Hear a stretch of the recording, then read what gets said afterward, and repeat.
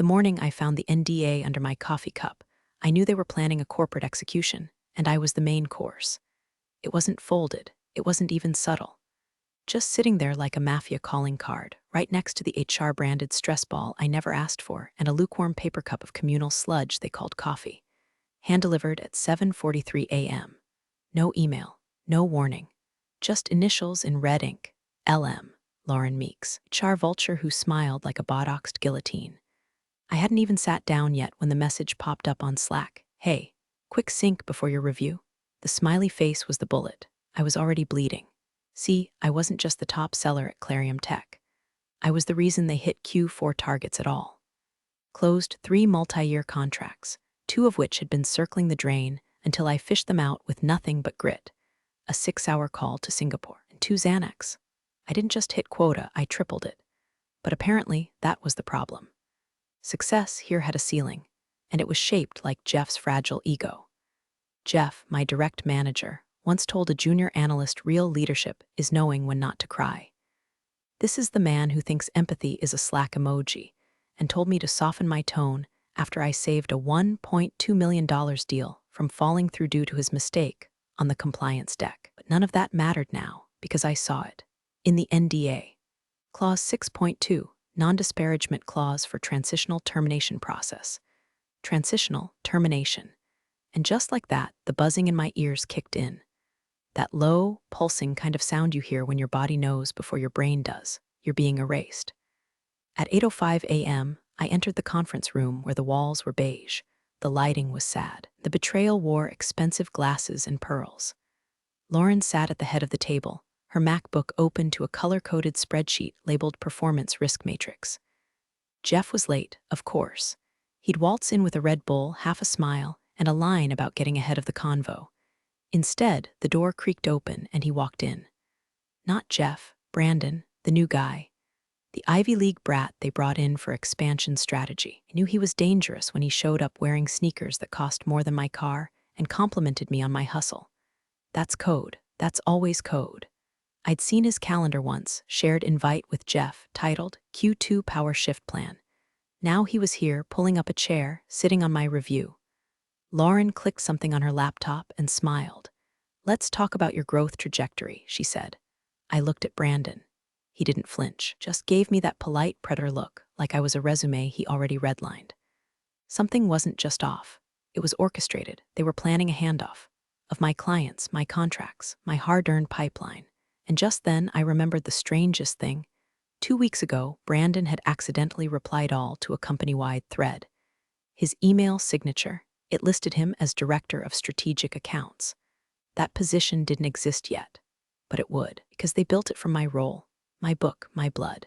And the moment I realized that, I smiled, because I already had a burner laptop under my desk, because I'd already registered a Delaware LLC in my sister's name, because I'd already called the 3 biggest accounts I brought in and asked, if I left Clarium, would you follow? And all 3 said yes.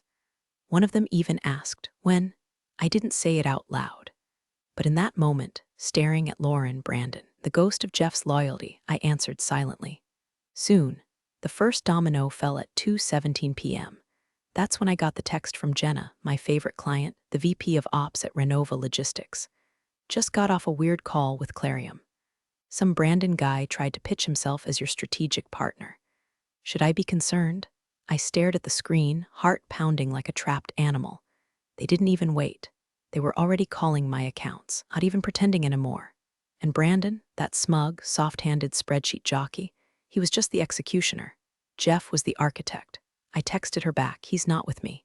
Give me 48 hours. Then I closed Slack, muted email, and opened the folder labeled Plan B open in case of backstabbing. Inside, a deck, a draft brand manual, and a hit list. I started calling, not emailing, not messaging, calling, one by one. Hey Greg, it's me. Listen, I'm not allowed to talk specifics yet, but hypothetically, if I were launching something boutique, leaner, faster, more tailored, would you be open to a conversation? Greg from the biotech firm, he laughed. I've been hoping you'd do that. Clarium's been bloated for years. Click, that was one. Then Sophia, then Alan, then Elise. By 6:00 p.m., I had 6 soft verbal commitments. Not promises, just the kind of yes that doesn't need paperwork because it's been brewing under the surface, waiting for the dam to break. But the real play, that started the next morning. See, there was one client, biggest on our books, that Clarium had no idea was even on my radar, because I never logged the lead, never added it to Salesforce. I handled it offline, through a back-channel connection from a dinner party I wasn't even invited to. And that client, CEO of a Fortune 500 that rhymes with Synergy Dynamics. He owed me a favor, and now was the time to cash it in. I sent one text, "It's happening, I'm jumping ship. Want the lifeboat?" No reply, not for hours. I went to bed staring at the ceiling, every nerve vibrating like exposed wire. At 3:42 a.m., I woke up to a buzz. One word, yes. By sunrise, I had my first investor. A real one. Just as I sipped my burnt coffee and flipped open my MacBook, the final nail arrived. Jeff's calendar invite, 30-min check-in opportunity for alignment. I laughed so hard I nearly choked, because while Jeff was busy scheduling alignment, I was scheduling evacuation. While Lauren printed new org charts, I was printing contracts. And while Brandon rehearsed his little transition call for Jenna, who was already on the phone with her procurement director drafting NDAs under my new LLC. But here's where it snapped. At 10:04 a.m., my company laptop locked me out. Remote wipe. Instant. No warning. Files gone. Access revoked. Cute. Except they didn't know one thing: I never trusted that laptop. Everything I needed was already backed up. Because I don't just close deals, I plan exits. And what they really didn't know, what made me sit there grinning like I'd won the lottery, while the screen blinked back at me with a user not found message, was that I'd also recorded the entire review. Audio, video, time-stamped, uploaded to a secure vault, including the part where Lauren said, "We're doing this quietly to avoid triggering compliance flags," including the part where Brandon said, "She'll leave quietly." They always do when you make them feel like it's their fault, including the part where Jeff, spineless Jeff, whispered, "We need her out by June." Brandon's got better chemistry with the exec team. Let that sink in. They wanted me erased by June. It was April. They gave me 60 days. I'd only need 30. You learn a lot about a company by how they try to erase you. By noon that day, my email signature had been scrubbed from outbound messages, my name removed from pitch decks I personally built slide by slide while Jeff played golf and called it strategic visioning. Brandon, sweet, empty Brandon, was now interim liaison on accounts he couldn't spell, let alone manage. But the moment that sealed it, the exact second I knew they were scared, came at 12:43 p.m. My phone buzzed, unknown number. Voicemail. Jeff's voice, panicked, brittle. "Hey, just wanted to check in, heard some things. Totally understand if you need space. But let's keep communication open, yeah? We value your presence here. Call me back." Presence. Like I was a ghost. I didn't call back. I forwarded it to my lawyer. Because while they were patching holes in the client dam with corporate jargon, I was already 3 floors down in a WeWork lobby, watching my new logo animate for the first time on a rented MacBook and sipping espresso out of a compostable cup that cost more than Brandon's attention span. The startup name? Invertix. Tagline? Because slow is broken. Our pitch wasn't complicated. Same services, better strategy. No Jeff. By day 5 post-wipeout, I had converted my Google Doc manifesto into a working pitch deck. Day 6, I had a ghost designer on Fiverr rebrand the site in 12 hours flat.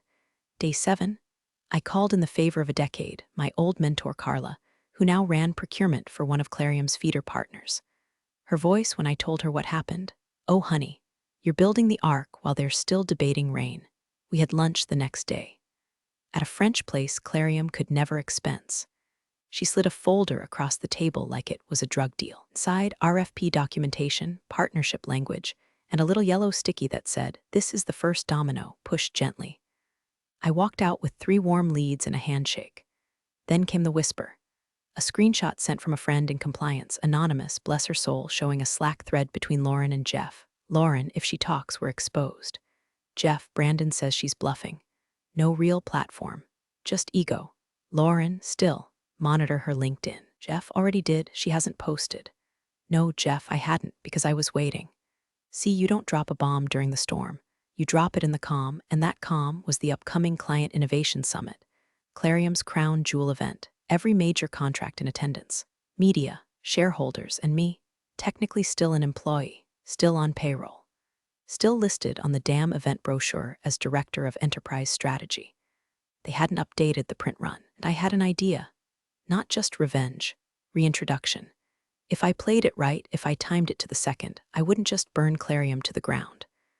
I'd walk out of their own ballroom with their top clients, their future pipeline, and a brand new company they didn't even know existed yet, all smiling, all clapping, all signing.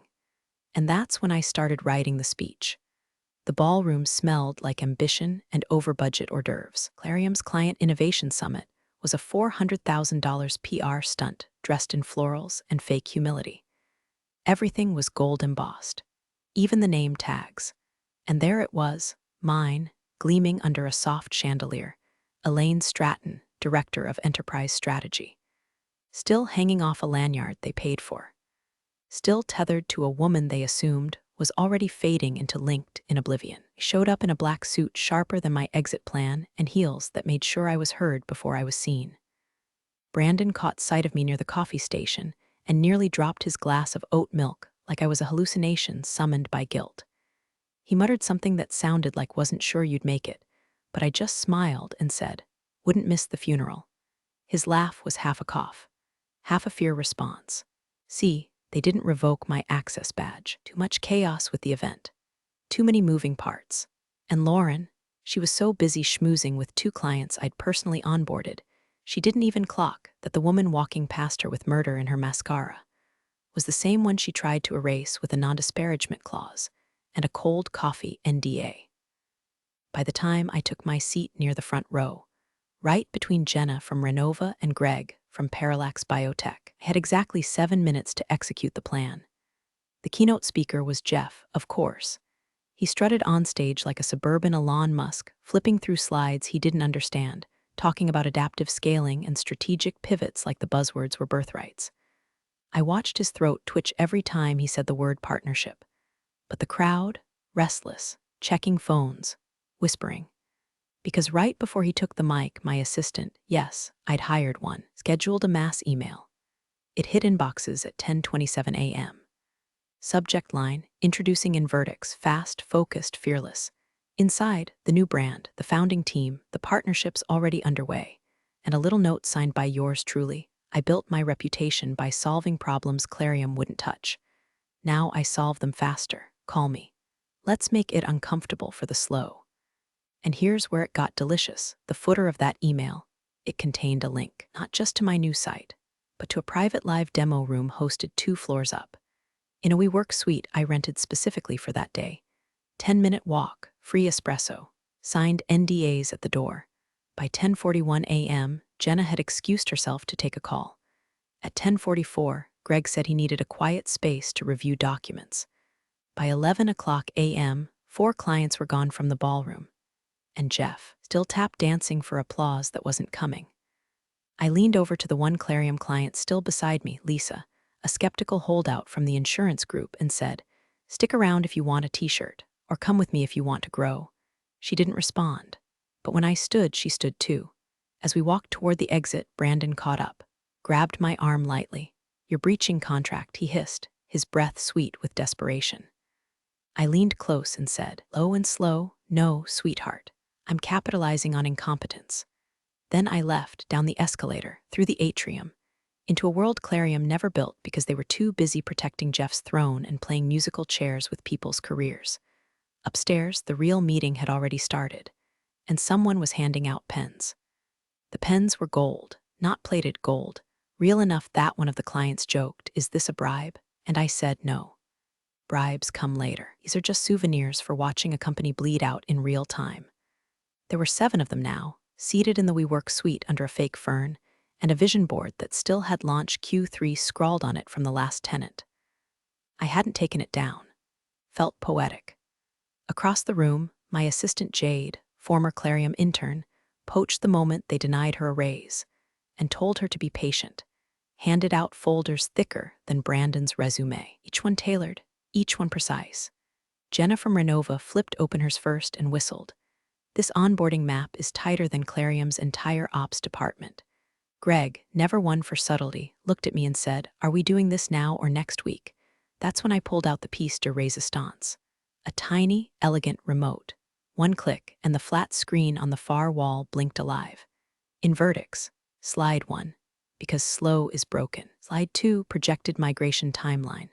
May 1st, fully transitioned. No data loss. Slide 3, legal opinion on non-compete circumvention. Drafted, vetted, notarized. Not that I'd needed it, but it was good to watch their eyes widen. Slide 4, a single phrase, built by betrayal, powered by speed. I watched their posture shift, that subtle lean forward, that moment when possibility outweighs loyalty. By the time we hit slide 8, showing our exclusive pricing model and Clarium's padded consultant fees side by side, Jenna laughed so hard she nearly choked on a pistachio. Greg just muttered, "This is surgical," and that's exactly what it was. While Clarium fumbled with PR fluff and outdated CRMs, I'd built a weapon.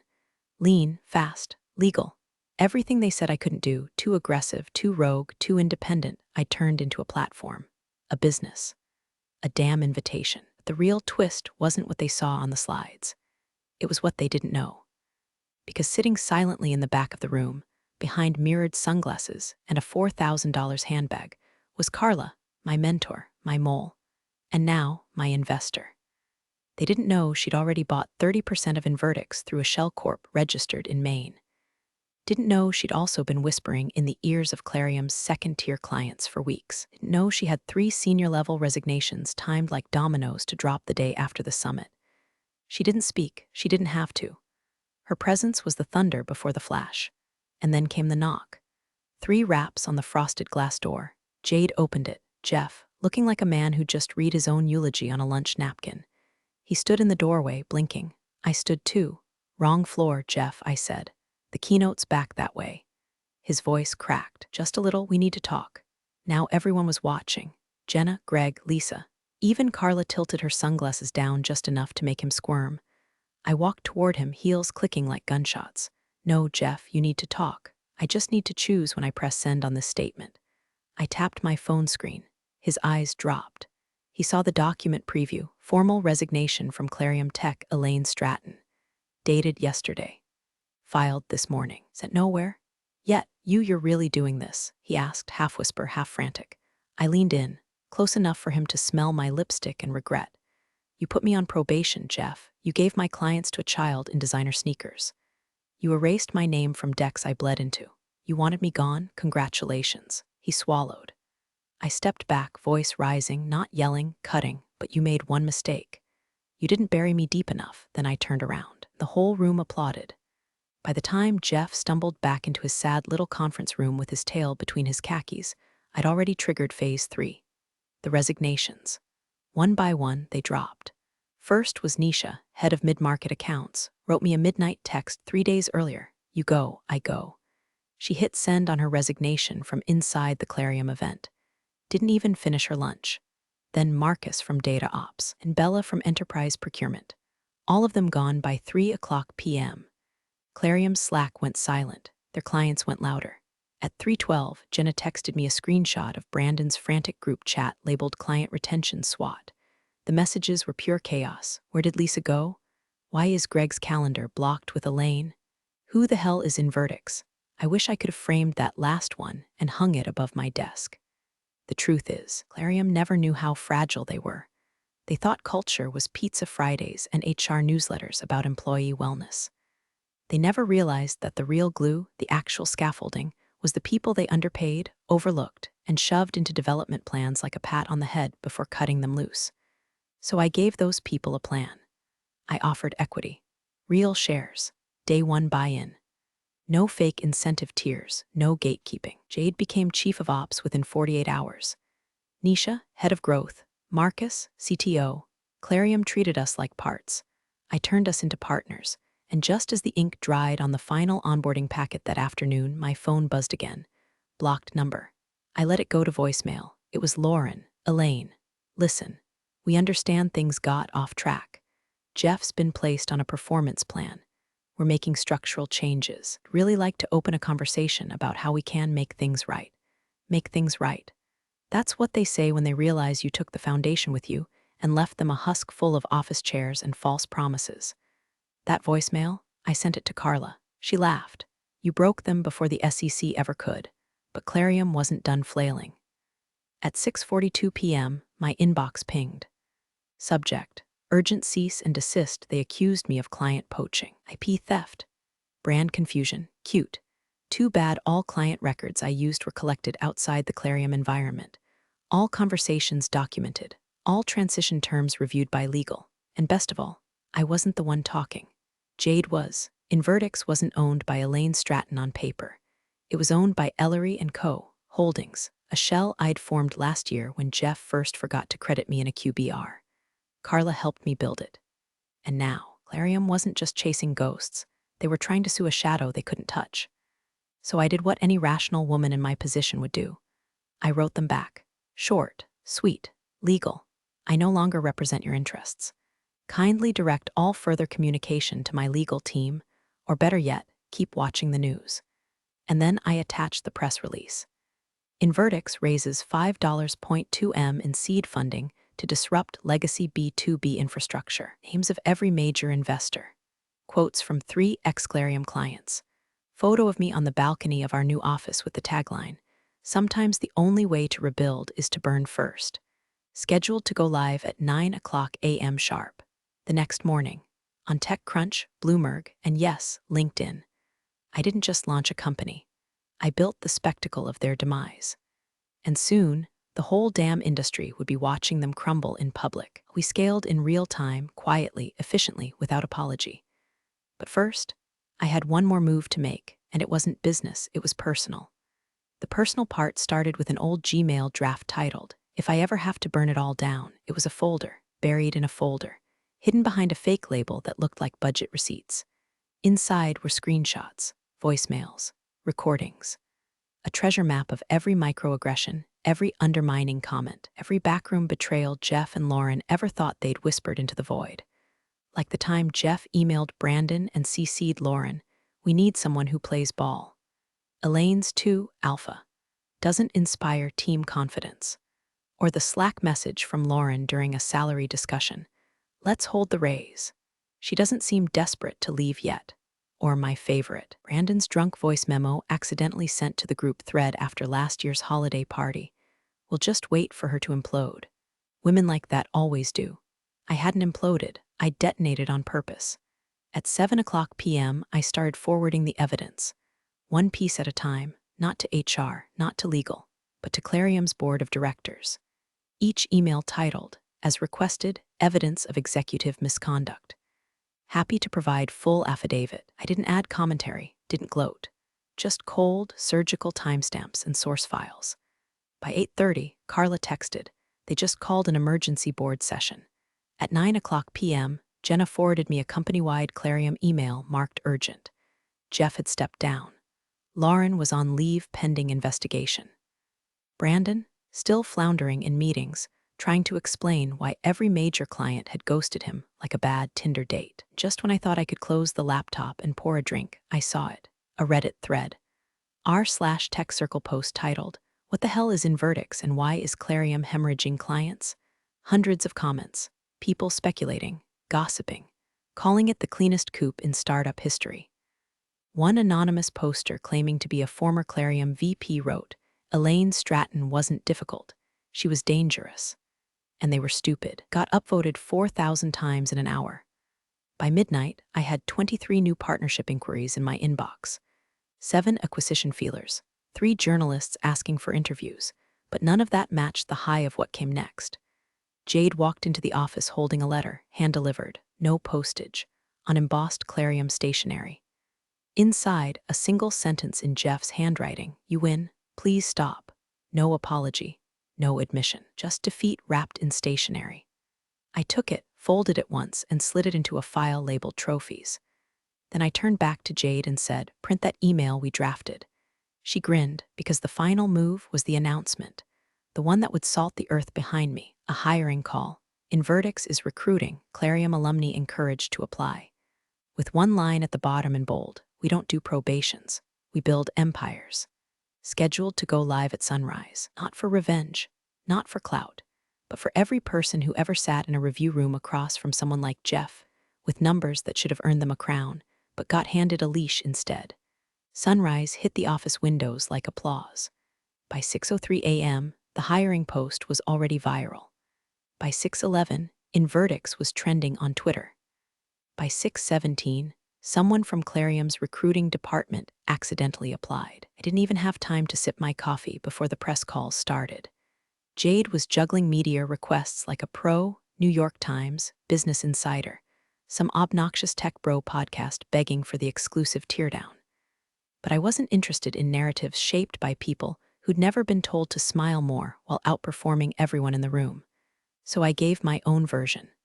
One tweet, plain white background, black text, photo of me and the Invertix team under the glow of our newly printed logo, champagne in hand. They put me on probation. I built a company. Then I took theirs. Below that, a hashtag. Hash built by fire, the internet did the rest. Meanwhile, Clarium's shareholders were in full meltdown. An internal memo leaked to TechCrunch detailed the revenue drop. Nearly 40% of their Q3 forecast had already evaporated. Clients didn't just leave, evacuated. Procurement offices now flagged Clarium contracts as under review. Partners paused. Vendors demanded new terms. The brand, once smug and self-satisfied, was radioactive. But the crown jewel, the cherry-slathered, gold-plated final twist, Carla bought controlling interest in Clarium through a holding company, quietly, legally, brilliantly. 3 weeks after Jeff's resignation, she walked into their boardroom wearing all white, smiled at the remaining execs and said, "Let's restructure." Her first act, dissolve the enterprise strategy division. Her second, license Invertix's platform at full market rate. She called me after the vote, didn't say a word, just played a voice memo. "Jeff, she'll never make it on her own. Women like that burn out." Then she laughed, and I laughed, and I opened the bottle of champagne I'd been saving since the day I registered the LLC. Now Clarium is a cautionary tale passed around corporate happy hours like urban legend. Jeff consults for mid-tier tech firms no one's heard of.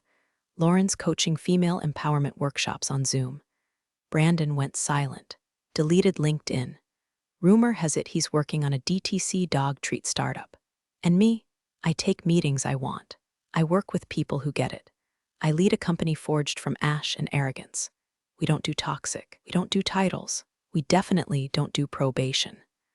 I built an empire from their paperwork. And every time someone asks me how it started, I smile and say, they handed me a pink slip, so I turned it into a blueprint.